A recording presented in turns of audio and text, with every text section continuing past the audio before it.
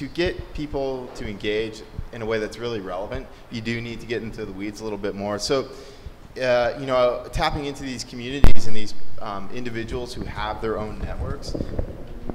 You know, maybe they don't have, you know, 20 million people. Actually, some of them do have 20 million.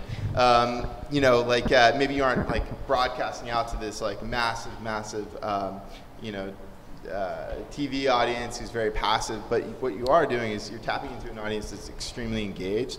And so kind of viewing this space as like individuals as new networks. Like individual properties? Yeah, you know, just in the same way that like you would maybe go to like, you know, The Simpsons 8 o'clock on Sunday to reach like males 18 to 34. Now you do that through individuals. That is extremely powerful.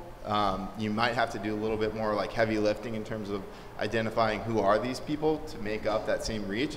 But the reality is the engagement is, it's off the charts. I mean, you know, a TV commercial does not, it doesn't spark the same, you know, amount of tweets or, you know, comments, likes, etc. It doesn't spark engagement the way that these individuals do. I mean, like, they announce like, hey, I'm going to show up at this place, this time.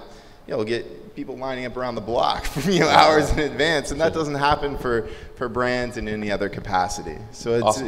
it's extremely powerful. I think it's because they trust those people. You know, you had a disconnect before where Simpsons at 8 o'clock, you know, you don't trust Clear Channel or whoever's delivering that to you. There's no personal relationship. It's like, oh, here comes Clear Channel with another great ad for me. You know, it's just, all right, here they're going to throw something at my face and I'm going to try to keep myself distracted. And, you know, my generation suffered from a thing where the commercials would be so long sometimes. Back in my day when I was a kid, the commercials would be so long that you'd have that amnesia where you'd be like, what am I watching? I forgot what I was watching.